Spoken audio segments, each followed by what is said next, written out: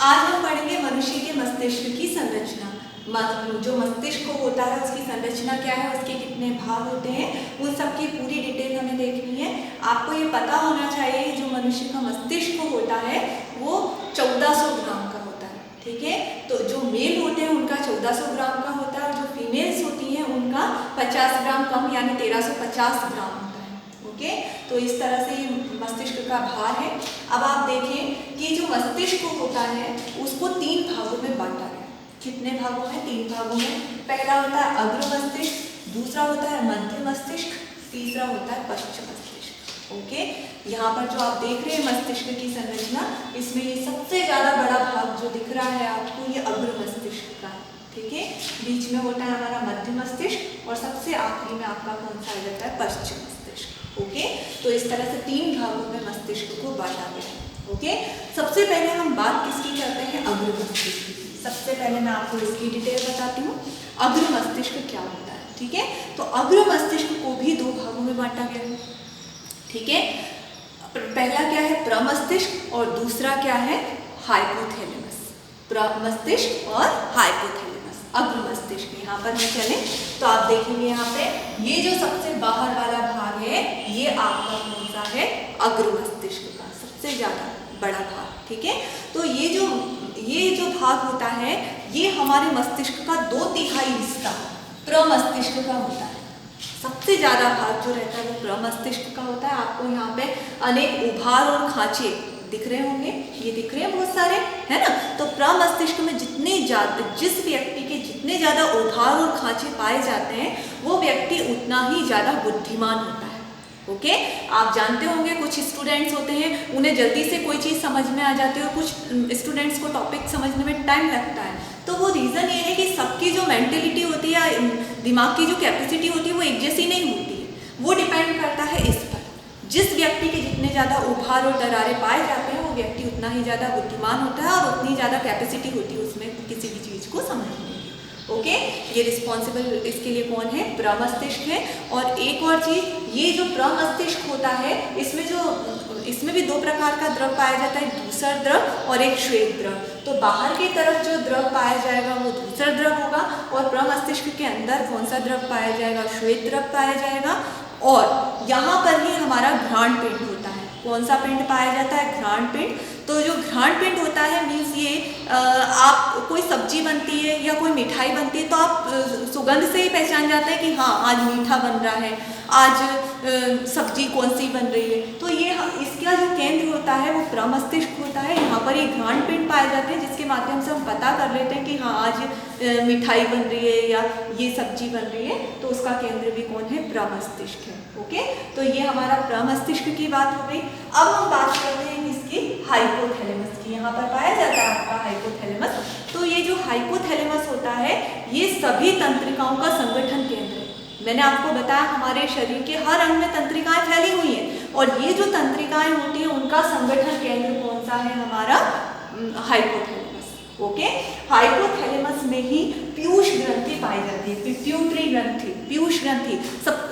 सबसे छोटी अंतःस्रावी ग्रंथि है, सबसे छोटी ग्रंथि होती है पीयूष ग्रंथि, लेकिन सबसे छोटी होने के बावजूद भी ये सभी मास्टर ग्लैंड कहलाती है, यानी सभी तंत्रिक जो ग्रंथियां होती हैं उनको ये क्या करती है? उन पर कमांड रखती है अपनी। ठीक है, तो इसको पीयूष ग्रंथि को मास्टर ग्रंथि कहते हैं और हाइपोथैलेमस को तंत्रिकाओं का संगठन केंद्र कहते हैं। तो यहाँ से क्या होता है? सभी तंत्रिकाओं को संगठित किया जाता है, उनको निर्देश दिए जाते हैं कि आपको किस तरह से वर्क करना है। और पीयूष ग्रंथि को मास्टर ग्रंथि कहते हैं। क्यों? क्योंकि वो ही नियंत्रण रखती है सारी चीजों का। ओके, वो कहाँ पर पाई जाती है? हाइपोथैलेमस में। ओके, तो ये चीज हो गई। यानी अग्र मस्तिष्क में 2 भाग होते हैं, एक अनु मस्तिष्क जिसके बारे में मैंने बता दिया, उसके बाद होता है हाइपोथैलेमस जिसमें पीयूष ग्रंथि होती है जो कि सभी तंत्रिकाओं का नियंत्रण रखती है, इसलिए इसे मास्टर ग्रंथि कहते हैं। ठीक है, अग्र मस्तिष्क का टॉपिक हमारा खत्म हुआ। अब हम बात करते हैं इसकी मध्य मस्तिष्क की। मध्य मस्तिष्क यानी बीच का मस्तिष्क। जो मध्य मस्तिष्क में आप सबसे पहले तो ये लिखेंगे कि मध्य मस्तिष्क वह मस्तिष्क होता है जो अग्र मस्तिष्क को पश्च मस्तिष्क से जोड़ने का कार्य करता है। किसको जोड़ेगा? अग्र मस्तिष्क को पश्च मस्तिष्क से जोड़ने का काम कौन करता है? मध्य मस्तिष्क करता है। और ये क्वाड्रिजेमिना और प्रमस्तिष्क तंतु से मिलकर बना होता है। यहाँ पर तंतु होते हैं, प्रमस्तिष्क वाला जो भाग होता है उसमें छोटे छोटे तंतु पाए जाते हैं। तो प्रमस्तिष्क तंतु और क्वार्डी जेमिना जो होता है उसके मिलने से मध्य मस्तिष्क का निर्माण होता है, जो कि बहुत छोटा होता है, ठीक है, बीच में पाया जाता है, जो अग्र मस्तिष्क को पश्च मस्तिष्क से जोड़ता है। ओके, तो हमारा मध्य मस्तिष्क का टॉपिक भी खत्म हो गया। अब हम लास्ट आते हैं पश्च मस्तिष्क पे। पश्च मस्तिष्क यानी पीछे का मस्तिष्क। ओके, तो पश्च मस्तिष्क के 3 भाग होते हैं। पहला होता है अनुमस्तिष्क, दूसरा होता है मेडुला ऑब्लोंगेटा, तीसरा होता है पोन्स वैरुले। ओके, तो अनुमस्तिष्क जो होता है, अनुमस्तिष्क यहाँ पर पाया जाता है, ठीक है।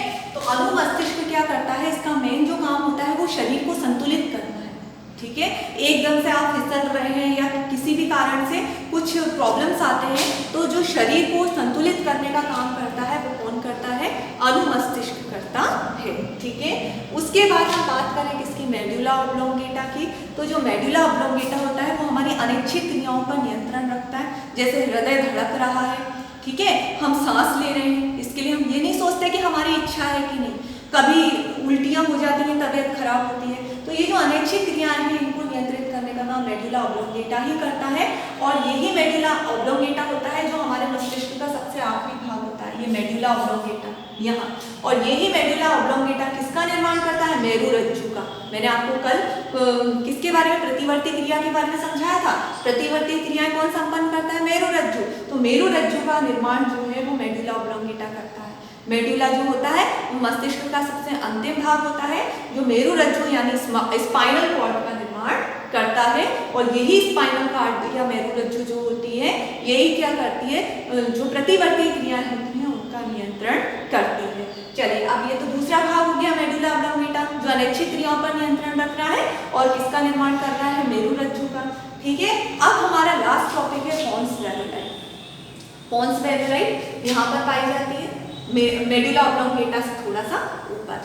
तो ये जो पोन्स वैरुले होती है ये अनेक तंत्रिका तंतुओं से मिलकर बनी होती है। ये पोन्स वैरुले अनेक तंत्रिका तंतुओं से मिलकर बनी होती है, जो कहाँ होती है, अनुमस्तिष्क के जस्ट नीचे होती है, ठीक है। तो अनुमस्तिष्क के एक भाग से दूसरे भाग तक सूचनाओं को पहुंचाने का काम पोन्स वैरुले करते हैं। ओके, क्या है, शारीरिक संतुलन का काम तो ये अनुमस्तिष्क करता है। उसके एक भाग से, अनुमस्तिष्क के एक भाग से दूसरे भाग में किसी भी सूचना को पहुंचाने का काम कौन करता है, पोन्स वैरुले, और जो अनेक तंत्रिका तंतुओं से मिलकर बना होता है, ठीक है।